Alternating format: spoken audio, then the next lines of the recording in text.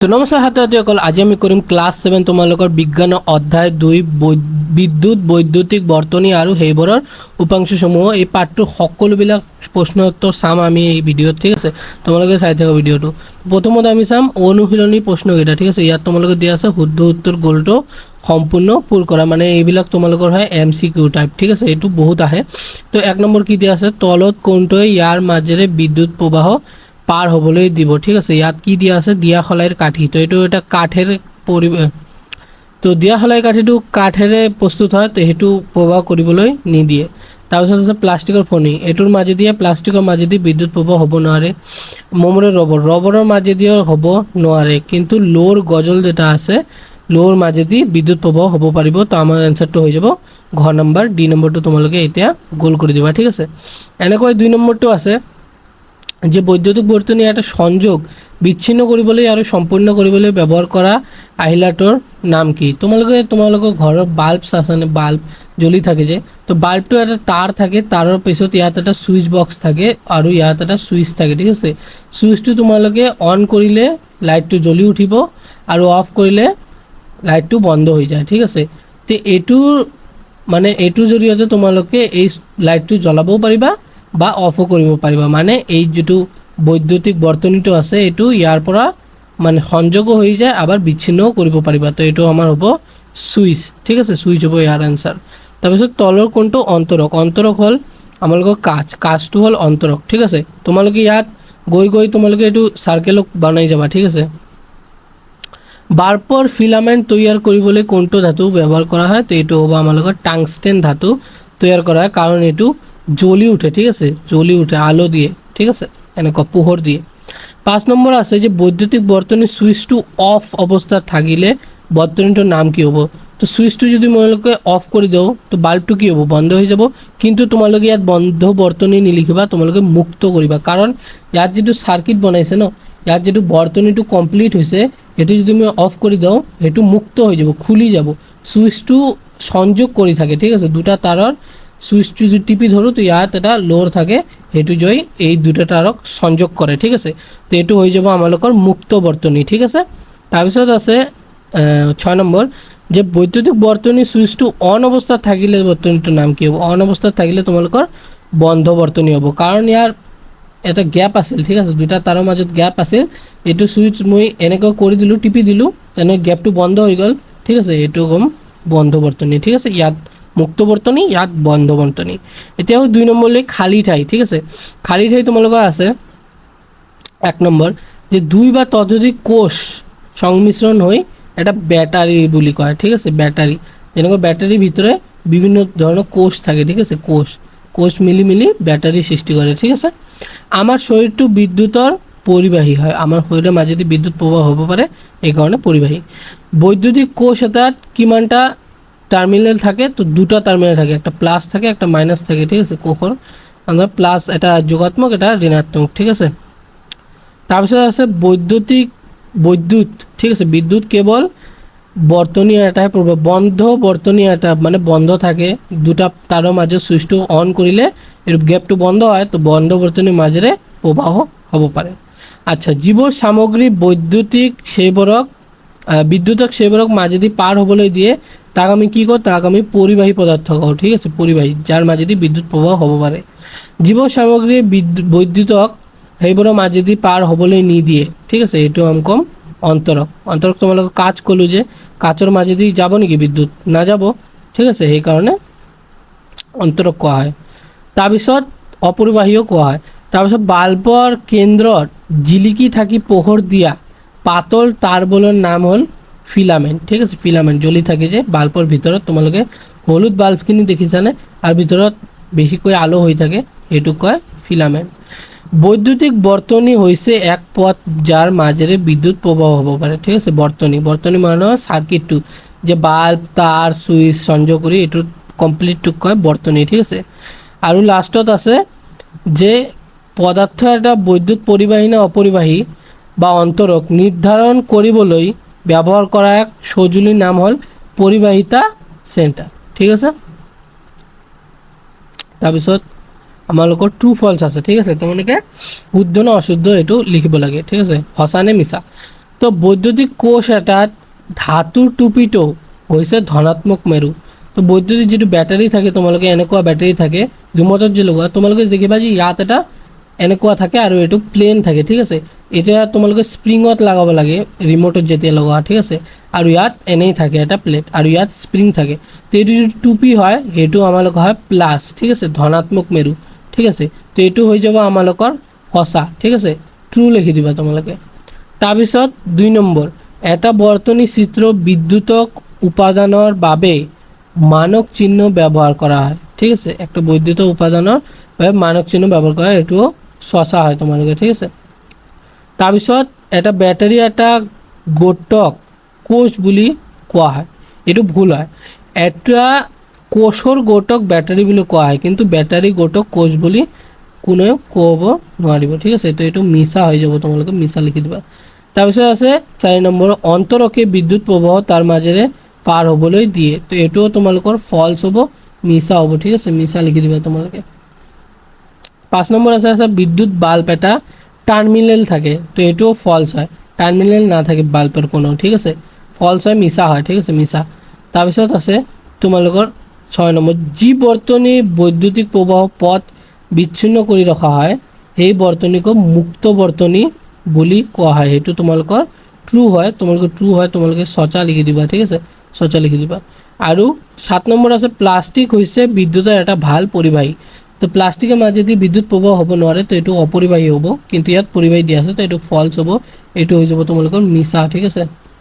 তাৰপিছত চোৱা 4 নম্বৰ কি দিয়া আছে, ইয়াত তোমালোকক মিলাব লাগে, ঠিক আছে, তলত দিয়া কথাবোৰ মিলাবা। তো বৈদ্যুতিক কোষ কি হয়, বৈদ্যুতিক কোষ সংযুক্ত হৈ এটা ব্যাটারি সৃষ্টি কৰে। তো বৈদ্যুতিক কোষ হ'ব আমাৰ এবিধ আহিলা যি ৰাসায়নিক শক্তিৰ বৈদ্যুতিক শক্তিলৈ ৰূপান্তৰিত কৰে, ঠিক আছে। এইটো ব্যাটাৰিৰ ভিতৰত ৰাসায়নিক শক্তি এটা বৈদ্যুতিক শক্তিৰে নিৰ্মাণ হয়, ঠিক আছে। 2 নম্বৰ আছে এটা বৈদ্যুতিক সুইচ কি কৰে, সুইচ হৈছে যে এক সৰল আহিলা মানে তোমালোকৰ যন্ত্ৰ বা ডিভাইস, ঠিক আছে, যি বৰ্তনীটো সম্পূৰ্ণ কৰে বা ইয়াক বিচ্ছিন্ন কৰে, এইটো মই পঢ়িছোঁ খালী ঠাইত। তাৰপিছত বন্ধ বৰ্তনী কি, তো বন্ধ বৰ্তনী মানে অন, ঠিক আছে, বৰ্তনী য'ত বৈদ্যুৎ প্ৰবাহ পথ সম্পূৰ্ণ বা বন্ধ, ঠিক আছে। ফিলামেন্ট কি, ফিলামেন্ট পঢ়িলোঁ মই, যে ফিলামেন্ট এটাই থাকে ইয়াত, বাকী তো পোহৰ নিৰ্গত কৰা বাল্ব এটা থকা পাতল তাৰ, ঠিক আছে, এইটো হয় ফিলামেন্ট।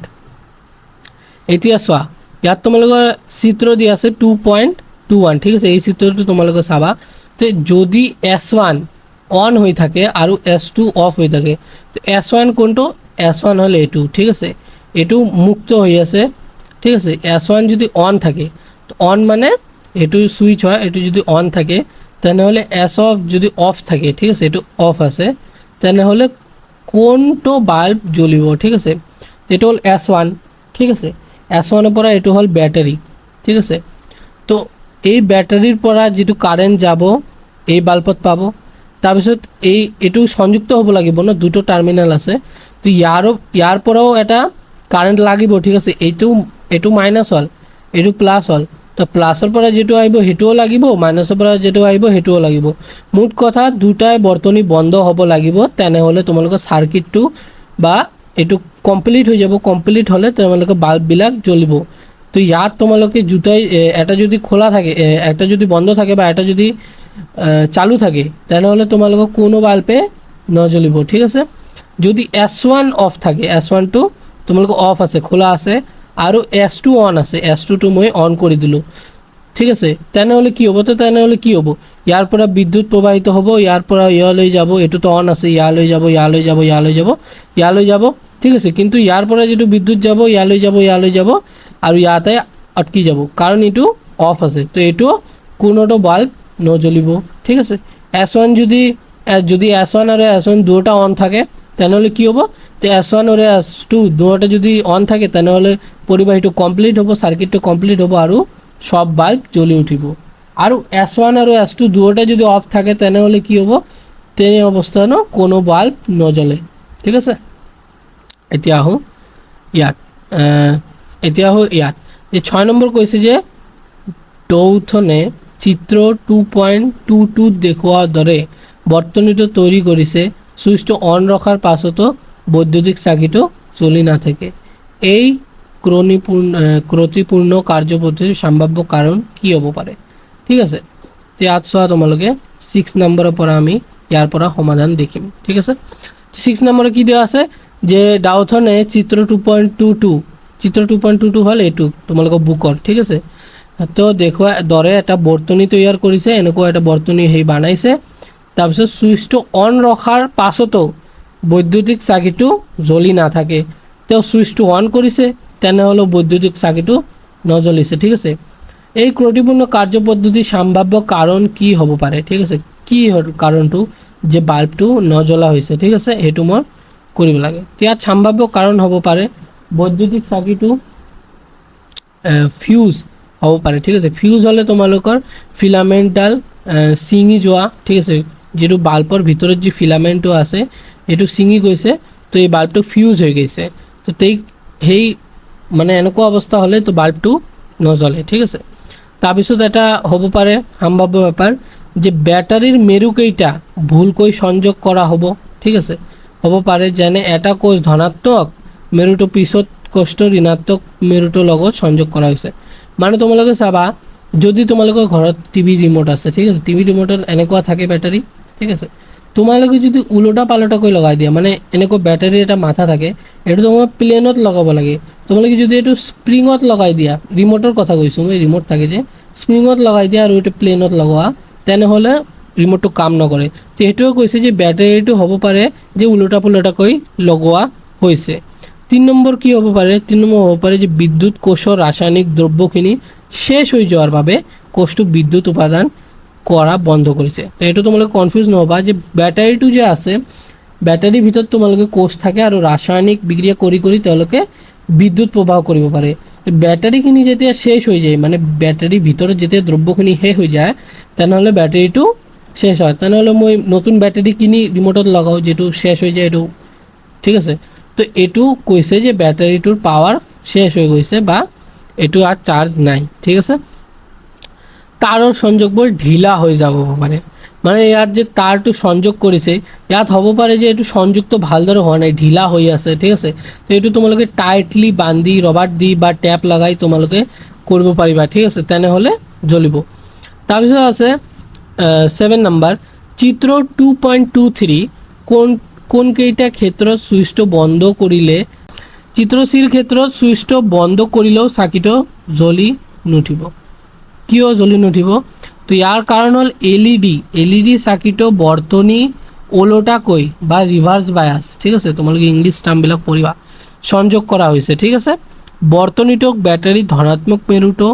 বাওঁফালে আছে আৰু তাৰ পৰা যোৱা তাৰডাল এলইডিৰ ধনাত্মক মেৰুৰ উল্লম্ব ৰেখাডালৰ লগত সংযোগ কৰা হৈছে এলইডিৰ মাজেৰে বিদ্যুৎ কেৱল এটা দিশতে ধনাত্মকৰ পৰা ঋণাত্মক ফালে প্ৰবাহিত হ'ব পাৰিব এনে ভুল সংযোগৰ বাবে এই বৰ্তনীটো বিদ্যুৎ প্ৰবাহিত নহয় আৰু এই সাৰ্কিটটো নজ্বলে ঠিক আছে সি নাম্বাৰটো এটো ভুল কৈ লগোৱা আছে ঠিক আছে সেই কাৰণে এটো নজ্বলিব ঠিক আছে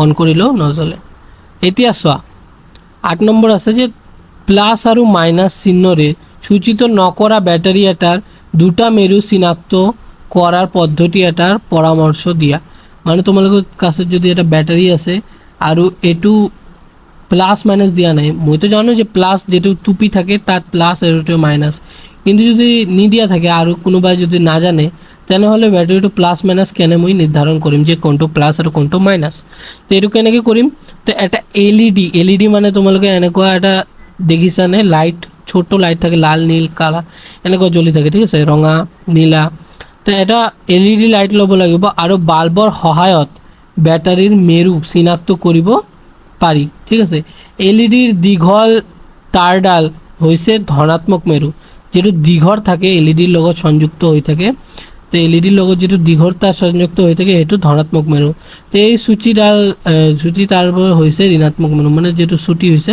এটো মাইনাস হয় এটো প্লাস হয় ঠিক আছে ব্যাটাৰী যেটো মূৰত লগৰ এলইডি দীঘল তাৰডাল আৰু আনটো মূৰত লগত সূচী তাৰডাল সংযোগ কৰিলে এলইডিটো জ্বলি উঠিব এই দীঘল তাৰডাক সংযোগ কৰা ব্যাটাৰীৰ মেৰুটো হ'ব ধনাত্মক আৰু সূচীটো হ'ব ঋণাত্মক কেনেকৈ চোৱা এইটো বেটাৰী আছে ঠিক আছে মই যদি LED এটা লওঁ আৰু দীঘল তাৰটো ইয়াত সংযোগ কৰোঁ আৰু চুটি তাৰটো ইয়াত সংযোগ কৰোঁ তো দীঘল তাৰটো হৈছে প্লাস আৰু এইটো হৈছে মাইনাস তো এইটো যদি বেটাৰীটো ধনাত্মক মেৰু থাকে আৰু ঋণাত্মক মেৰু থাকে তেনেহ'লে বাল্বটো নজ্বলিব কিন্তু যদি এইটো বেটাৰীটো ধনাত্মক থাকে আৰু ঋণাত্মক থাকে এইটো প্লাসে প্লাসে সংযোগ হ'ল আৰু এইটো মাইনাস মাইনাস হ'ল তো এলইডিটো জ্বলি উঠিব এইটোৱে সজাই লিখা আছে ইয়াত তোমালোকে দেখি ল'বা ঠিক আছে 9 নম্বৰ আছে যে এটা এলইডি জ্বলিবলৈ শ্ৰেণীবদ্ধভাৱে থকা দুটা কোষৰ প্ৰয়োজন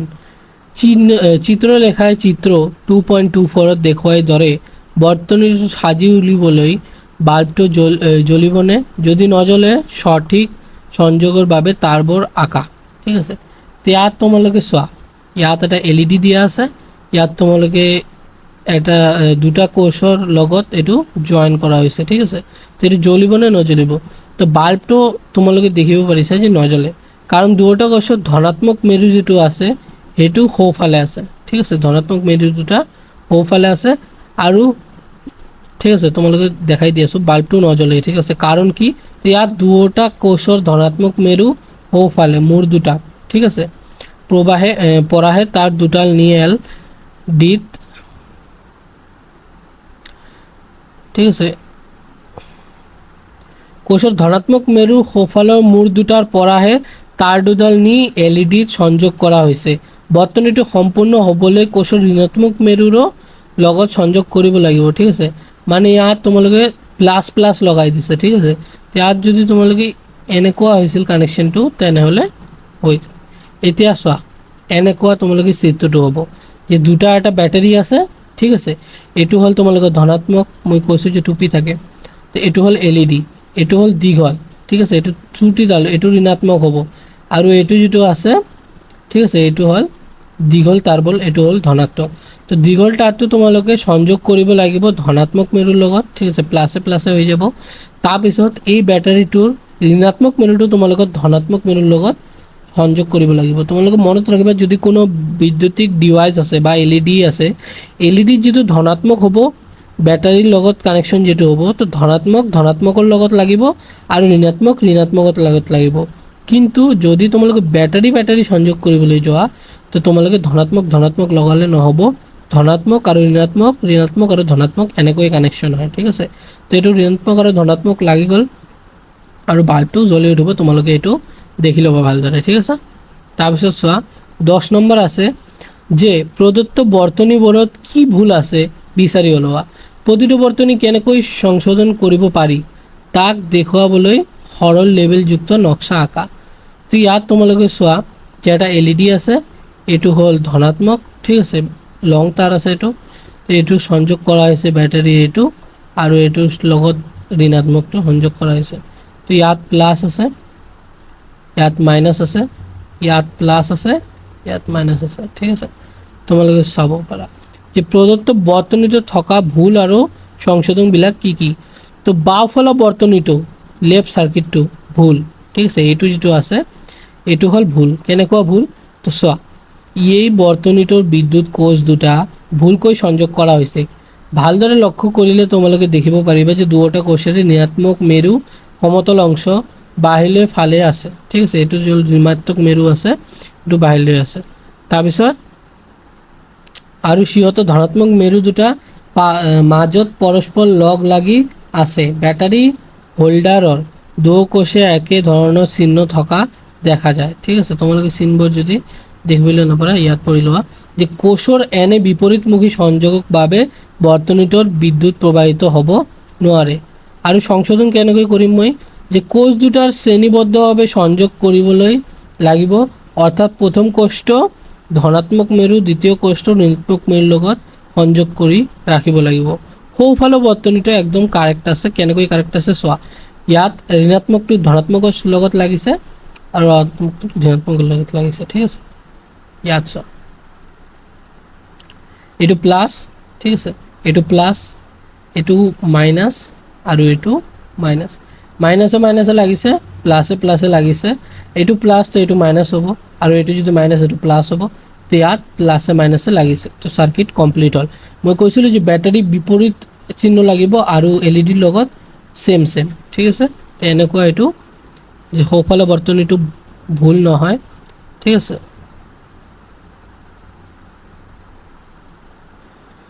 ঠিক আছে, এইটো ভুল কি আছে, তো এই বৰ্তনীটো কোষকেইটা শুদ্ধকৈ ৰখা হৈছে কিন্তু LED বাল্বটো ওলোটাকৈ লগোৱা। তো চোৱা এইটো যে আছে এইটোও ভুল আছে, ঠিক আছে। কেনেকৈ ভুল আছে চোৱা, সোঁফালৰ এইটো ভুল আছে কাৰণ এইটো হ'ল প্লাছ, এইটো হ'ল মাইনাছ, ঠিক আছে। এই দুটাতো ঠিকই আছে। এইটো যদি প্লাছ হয় তো এই মিনিটটো হ'ব মাইনাছ, আৰু এইটো যদি মাইনাছ হয় এইটো হ'ল প্লাছ। তো বেটাৰী মই কৈছিলোঁ যে বিপৰীত চিহ্নহে সংযুক্ত হ'ব পাৰে। তো বেটাৰী কানেকশ্যন ঠিকই আছে, কিন্তু ইয়াত চোৱা তোমালোকে এইটো হ'ল প্লাছ, প্লাছ দিয়া আছে আৰু এইটো মাইনাছ। তো প্লাছে মাইনাছে যোগ খাব নেকি? নহয় নাই। তো এইটো প্লাছ মাইনাছ থাকিব লাগিব আৰু এইটো প্লাছ থাকিব। তো এলইডিটো তোমালোকে উল্টাকৈ লগোৱা আছে। তো সেইটোৱে কৈছে যে ভুলটো কি আছে, যে এই বৰ্তনীটো কোষকেইটা শুদ্ধকৈ ৰখা হৈছে কিন্তু এলইডিটো বাল্বটো ওলোটাকৈ সংযোগ কৰা হৈছে। চিত্ৰৰ এলইডিৰ সোঁফালত মেৰুটো প্লাছ চিহ্ন দিয়া আছে আৰু কিন্তু ইয়াক বেটাৰীৰ ঋণাত্মক মেৰু সোঁফালৰ লগতে সংযোগ কৰা হৈছে। এলইডিয়ে কেৱল এটা নিৰ্দিষ্ট দিশতেহে ধনাত্মকৰ পৰা ঋণাত্মক দিশলৈ বিদ্যুৎ প্ৰবাহিত হ'বলৈ দিয়ে, গতিকে এনে ওলোটা সংযোগই নজ্বলে, ঠিক আছে। সংশোধন কেনেকৈ হ'ব পাৰে, এলইডিটো উল্টা কৰি দিলেই। এলইডিটো ধনাত্মক মেৰুটো দীঘল তাঁৰডাল বেটাৰীৰ ধনাত্মক মেৰুৰ লগত সংযোগ কৰি দিলে আৰু ঋণাত্মক মেৰুটো চুটি তাঁৰডাল বেটাৰীৰ ঋণাত্মক মেৰুৰ লগত সংযোগ কৰি দিলে কৰিব পাৰি। কেনেকৈ তোমালোকে ডায়েগ্ৰামটো চাবা, ইয়াত চোৱা ওপৰৰ ডায়েগ্ৰামটি সেম। এইটো চুটি হয়, এইটো লাগিব ঋণাত্মক ধনাত্মক,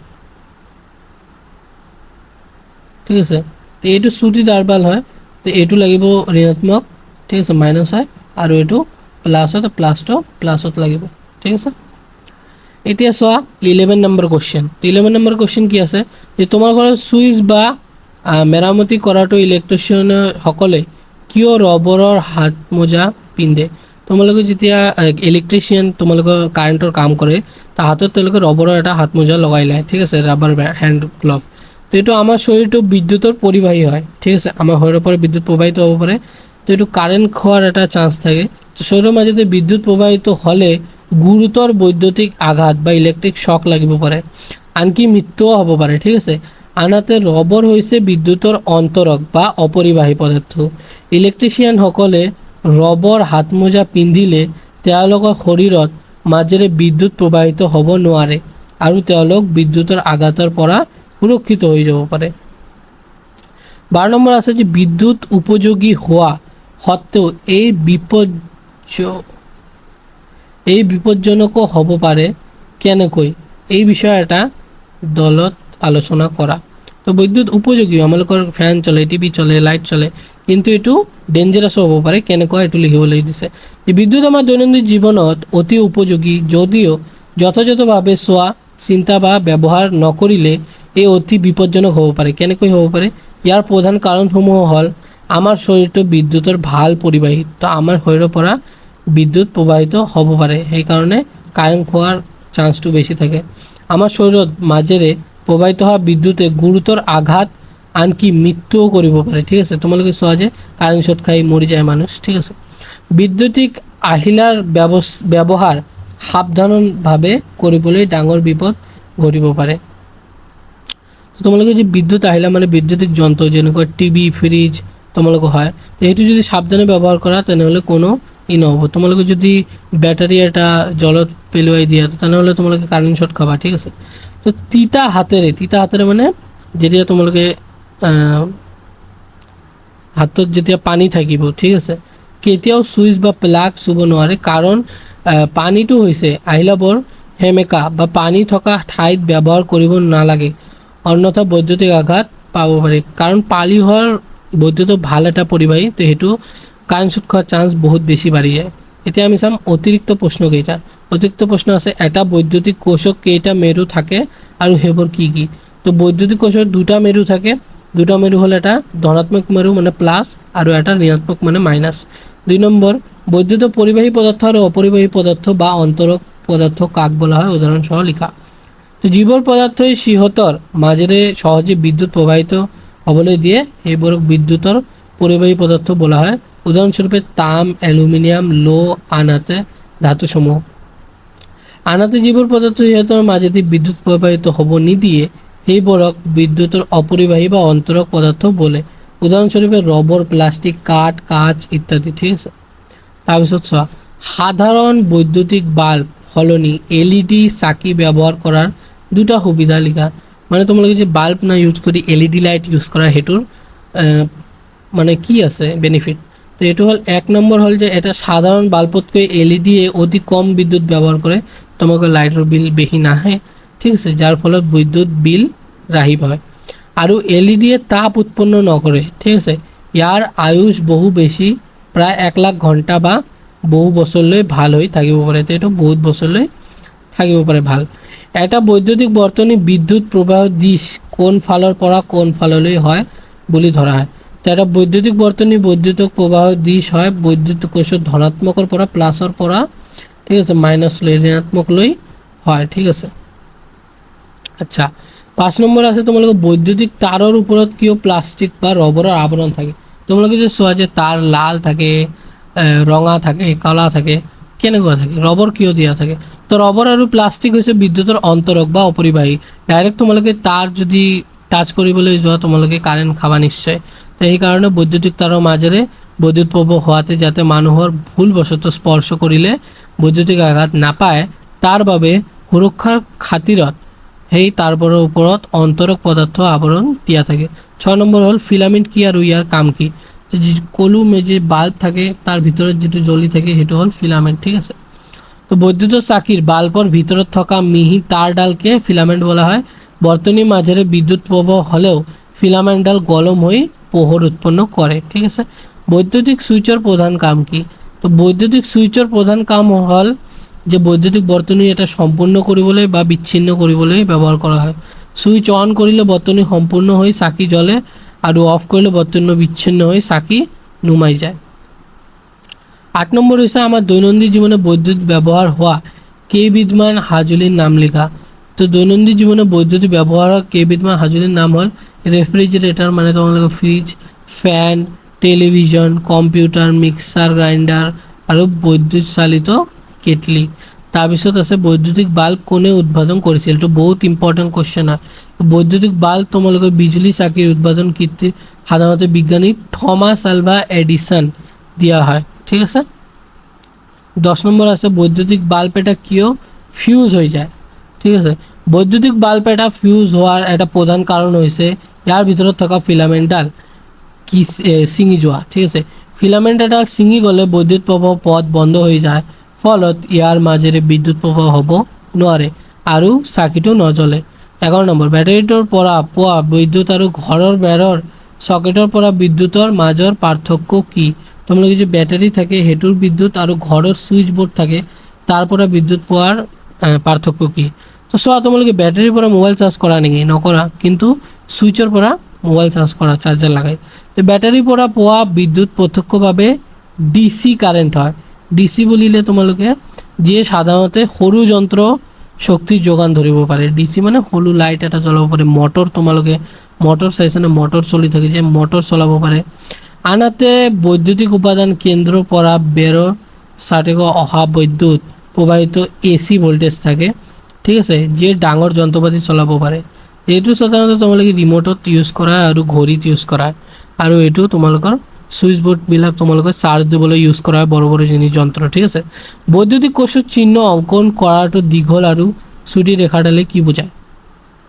তো এটা বৈদ্যুতিক চিত্ৰ বিদ্যুৎ কোষৰ চিহ্নটো ক্ষেত্ৰত দীঘল ৰেখাটো কোষটোৰ ধনাত্মক মেৰু দেখা বুঝায় আৰু চুটি ৰেখাটো তোমালোকে LED যেটো বেছি দীঘল থাকে এইটো ধনাত্মক হয় আৰু তো ঋণাত্মক। তাৰপিছত আছে LED মাজেৰে বিদ্যুৎ প্ৰবাহিত হোৱাৰ শৰ্তটো কি। LED মাজেৰে বিদ্যুৎ প্ৰবাহ হোৱাৰ দিশটো প্ৰবাহিত হ'ব পাৰে ইয়াৰ ধনাত্মক মেৰু দীঘল তাৰ এটা ব্যাটাৰি ধনাত্মক মেৰুৰ সৈতে আৰু ঋণাত্মক মেৰু চুটি তাৰটা ব্যাটাৰি ঋণাত্মক মেৰুৰ লগত যদি সংযোগ কৰিবলৈ দিয়া হয় তাৰ মাজেৰে বিদ্যুৎ প্ৰবাহিত হ'ব আৰু এটো জ্বলি উঠিব। বৰ্তনী চিত্ৰ কাক বলে। তো বৈদ্যুতিক উপাংশসমূহ যেনে কোষ, সুইচ, বাল্ব আদি চিহ্ন বা প্ৰতীক ব্যৱহাৰ কৰি এটা বৰ্তনী নিৰ্দেশ কৰাটোকেই বৰ্তনী চিত্ৰ বুলি কোৱা হয়। টমাস আলভা এডিসনে বৈদ্যুতিক বাল্ব উপৰিও আন কি কি যন্ত্ৰ উদ্ভাৱন কৰিছিল? টমাস আলভা এডিসনে বিজুলী চাকিৰ উপৰিও গ্ৰামোফোন, গতিশীল ছবিৰ কেমেৰা, ঠিক আছে, আৰু কাৰ্বন ফিলামেণ্টৰ দৰে আৰু হেজাৰতকৈ অধিক যন্ত্ৰ উদ্ভাৱন কৰিছিল। ঠিক আছে, এইটো তোমালোকৰ ভিডিঅ' শেষ হ'ল আৰু এই ভিডিঅ'ত মই ক্লাছ 7ৰ এইটো চেপ্টাৰ শেষ কৰিম। আৰু কি তোমালোকৰ ভিডিঅ' লাগে